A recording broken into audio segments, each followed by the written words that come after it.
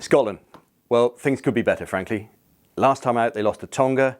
They haven't got a coach, they've got an interim coach, and they got the wooden spoon last time. So add all that together and you've got a pretty low base. That said, they've got much better players than their results suggest. Scott Johnson, who's the interim coach, he's picking on form, so it could be a very different Scotland team that we see.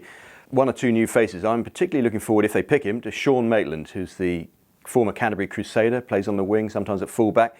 Really good, clever player, has played in all those All Black sides. I think he will make a difference if he's there. The other guy, who hasn't played in the Six Nations yet and will definitely play, is Tim Visser, who's the Dutchman on Scotland's wing, the Flying Dutchman as they call him. If they can get the ball to him, and Maitland, they can score some tries.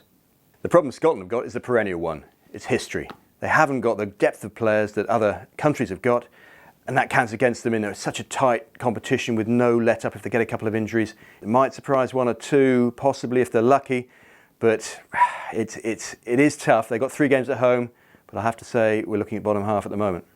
If I was a Scot, I would be pinning an awful lot on the opening weekend. I'd be looking at the England game, I'd be thinking, well, you never know. The best time to play them, England haven't had a lot of preparation time. They've got a couple of injuries. You never know. It might get close. There's been very small margins between the sides. Who knows? It might be the year they just nick one. If they do that, then suddenly life becomes much sweeter. But I hate to say it, I don't think there'll be much dancing in the streets of Galashiels this year. Anybody who's spent any time with Scott Johnson, Scotland's new interim coach, will be entertained and amused by him. He's a very charismatic guy, good speaker. I think he'll motivate a few people and stir things up. They haven't looked as though they've had a lot of fun in recent years, Scotland.